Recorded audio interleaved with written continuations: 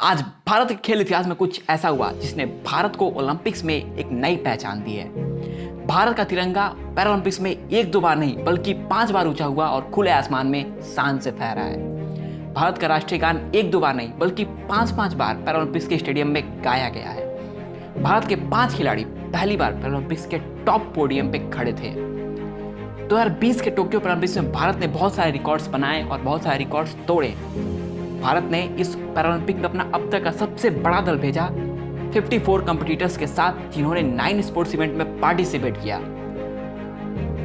Tokyo Paralympics Bharat का अब तक का सबसे मोस्ट सक्सेसफुल पैरालंपिक्स है, जहां भारत ने पहली बार डबल डिजिट्स में मेडल अपने नाम किए हैं। भारत ने यहां कुल 19 मेडल्स जीते, जिसमें से 5 गोल्ड मेडल, 8 सिल्वर मेडल और 6 ब्रॉन्ज मेडल।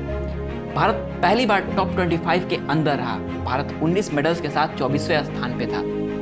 भारत ने टोक्यो पैरालंपिक्स से पहले सिर्फ 12 मेडल्स जीते थे और टोक्यो ओलंपिक्स के बाद ये आंकड़ा 30 पार करते हुए सीधे 31 हो गया। भारत ने टोक्यो से पहले 12 बार समर पैरालंपिक्स गेम्स में पार्टिसिपेट किया था और सिर्फ 12 मेडल्स अपने नाम किए थे, लेकिन टोक्यो में सीधे 19 मेडल्स जीतने के बाद ये आंकड़ा पूरी तरह से बदल गया। 30 अगस्त को भारत ने 2 गोल्ड, 2 सिल्वर और 1 ब्रॉन्ज मेडल जीता। टोटल ऑफ 5 मेडल्स के साथ भारत ने एक दिन में सबसे ज्यादा मेडल जीतने का रिकॉर्ड बनाया। भारत ने सबसे पहले 1968 के पैरालंपिक्स गेम्स में पार्टिसिपेट किया था। भारत का पहला मेडल गोल्ड मेडल था 1972 के गेम्स में, जो मुरलीकांत पेटकर ने स्विमिंग में लाया था।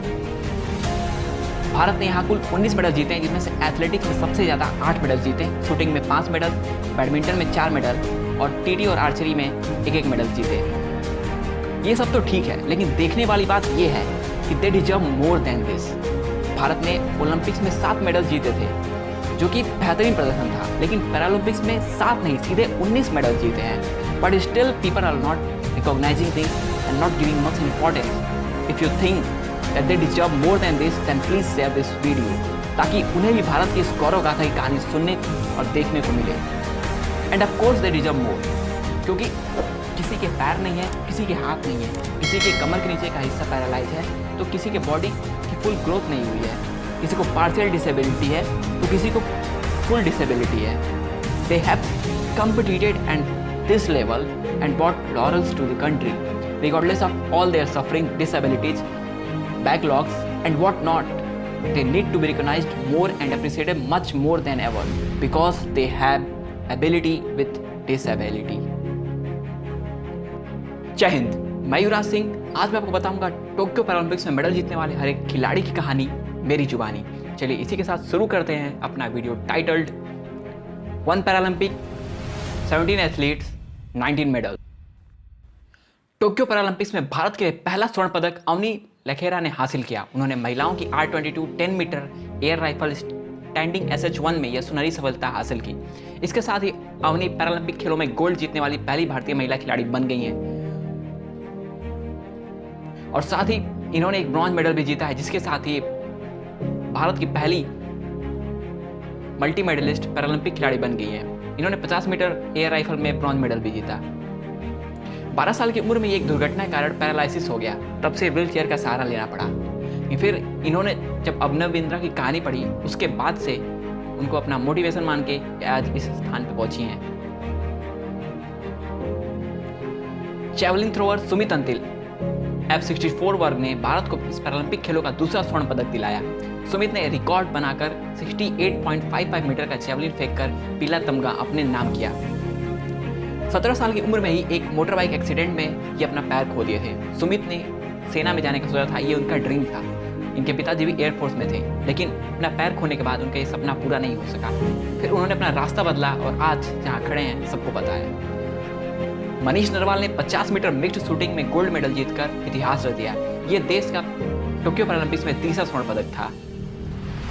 मनीष नरवाल बचपन से ही फुटबॉलर बनना चाहते थे, लेकिन राइट हैंड में इंपेयरमेंट होने के कारण लोकल क्लब से ऊपर नहीं खेल पाए। टोक्यो पैरालंपिक्स में प्रमोद भगत ने बेहतरीन प्रदर्शन करते हुए गोल्ड मेडल जीत लिया है। शनिवार को उन्होंने बैडमिंटन के पुरुष सिंगल्स में ML3 फाइनल में ग्रेट ब्रिटेन के वर्ल्ड नंबर 2 डैनियल बेथेल को हराया। प्रमोद भगत अपनी कैटेगरी में बैडमिंटन में वर्ल्ड में नंबर 1 पर है। प्रमोद भगत बिहार के हाजीपुर से आते हैं। जब ये 5 साल के थे तभी इनके अपने लेफ्ट लेग में डिफेक्ट पता चल गया था। 2019 में उन्हें अर्जुन अवार्ड मिला था। भारत के कृष्णा नागर ने पुरुष बैडमिंटन में गोल्ड मेडल अपने नाम कर लिया। SS6 के फाइनल मुकाबले में कृष्णा नागर ने हांगकांग के चू मान कई को 21-17, 16-21 और 21-17 से शिकस्त देकर स्वर्ण पदक अपने नाम किया है।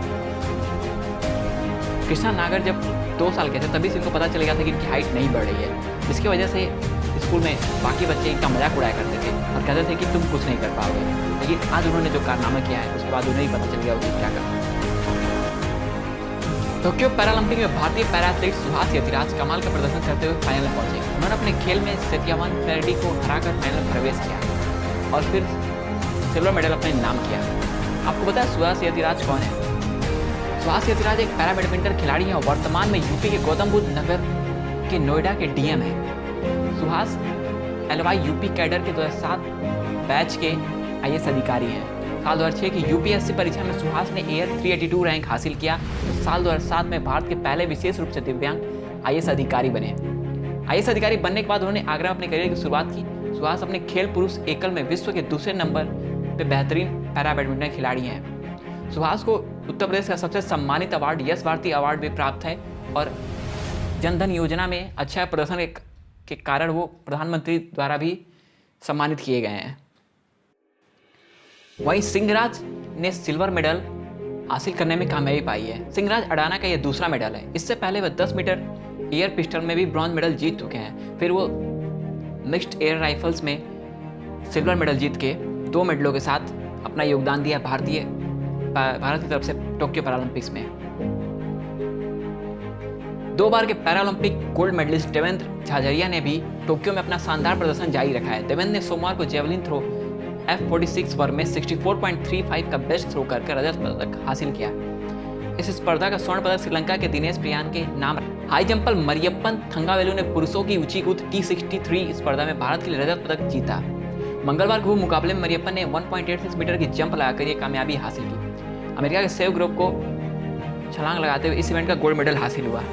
26 साल के मरियप्पन का पैरालंपिक खेलों में यह लगातार दूसरा पदक है। इससे पहले मरियप्पन ने रियो पैरालंपिक्स 2016 में ऊंची कूद इवेंट में गोल्ड मेडल हासिल किया। योगेश कथुनिया ने पुरुषों की डिस्कस थ्रो 56 में भारत के लिए सिल्वर मेडल जीता था। उन्होंने अपने छठे और आखिरी प्रयास में 44.38 मीटर का सर्वश्रेष्ठ थ्रो कर पदक पर कब्जा कर लिया। निषाद कुमार ने पुरुषों की T47 हाई जंप के मुकाबले में भारत के लिए रजत पदक जीता। निषाद कुमार ने पहली कोशिश में 2.02 और दूसरे प्रयास में 2.06 मीटर की जंप लगाई। अमेरिका के डलास वाइज भी इसी इवेंट में सिल्वर मेडल जीतने में कामयाब रहे, कि वाइज ने भी 2.06 मीटर की जंप लगाई थी। टोक्यो पैरालंपिक से भारत का पहला पदक भाविनाबेन पटेल ने दिलाया था। टेबल टेनिस के क्लास 4 कैटेगरी में भाविना रजत पदक जीतने में सफल रही थी। 34 साल की भाविना ने क्वार्टर फाइनल में सर्बिया की पोर्सिलाना रांकोविच को हराकर पदक पक्का कर लिया था। भारत के एथलीट प्रवीण कुमार ने टोक्यो पैरालंपिक में इतिहास रच दिया। उन्होंने पुरुषों की T64 स्पर्धा में फाइनल में रजत पदक जीता। इस मुकाबले में नोएडा के रहने वाले प्रवीण ने 2.07 मीटर की छलांग लगाई और दूसरे स्थान पर रहे। ब्रिटेन के बूम एडवर्ड्स जोनाथन ने 2.10 मीटर की छलांग लगाई और स्वर्ण पदक पर कब्जा किया। हरविंदर सिंह ने ओपन आर्चरी में ब्रॉन्ज मेडल अपने नाम किया। हरविंदर सिंह एक भारतीय पैरा तीरंदाज हैं जिन्होंने पैरालंपिक खेलों में तीरंदाजी में पदक जीतने वाले पहले भारतीय बनने का ऐतिहासिक उपलब्धि हासिल की है, जब उन्होंने टोक्यो 2020 ओलंपिक खेलों में कांस्य पदक जीता।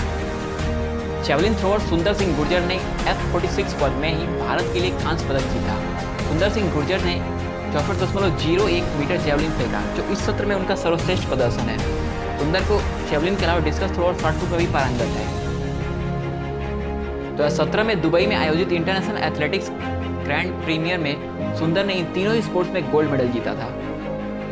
पुरुषों की ऊंची कूद T63 स्पर्धा में ही शरद कुमार ने भारत के लिए कांस्य पदक हासिल किया। शरद ने 1.83 मीटर में बेस्ट प्रयास कर यह उपलब्धि हासिल की। एक अन्य भारतीय पैरा एथलीट वरुण सिंह भाटी भी इस स्पर्धा में 7वें स्थान पर हैं। गौरतलब है कि भाटी ने रियो पैरालंपिक्स में भारत के लिए कांस्य पदक जीता था। आपको एक बात बता दें कि विनोद कुमार ने भी भारत के लिए डिस्कस थ्रो में ब्रॉन्ज मेडल जीता था, लेकिन उनकी डिसेबिलिटी पे सवाल उठाया गया, जिसकी वजह से बाद में उनको डिस्क्वालीफाई कर दिया गया। अगर वो पदक हमारे पास होता तो आज भारत के कुल 20 मेडल्स होते, फिर हमारी रैंकिंग और बेहतर होती। इन खिलाड़ियों की कहानी सुन के और इनके हौसलों को देख के आपने ये अंदाजा लगा ही लिया होगा कि जीतने के लिए और ज़िंदगी में कुछ बड़ा करने के लिए सिर्फ आपकी सोच मायने रखती है, आपकी जज्बात मायने रखते हैं और आपकी हौसले मायने रखते हैं। इस वीडियो के बाद मैं 3 ऐसे बैक टू बैक ऐसे वीडियो लाने वाला हूँ कि आप बोलोगे भाई जज्बात बदल दिए, हालात बदल दिए, सोच बदल दी, नज़रिया बदल दिया। इसीलिए आपसे बोल रहा हूँ जल्दी सब्सक्राइब कर लीजिए, क्योंकि इसके बाद 3 बैक टू बैक ऐसी वीडियो जाने वाले हैं कि आपका दिमाग पूरा हिल जाएगा। और अगर वीडियो अच्छी लगी तो वीडियो को लाइक कर दीजिए, चैनल को सब्सक्राइब कर दीजिए और वीडियो को शेयर कर दीजिए।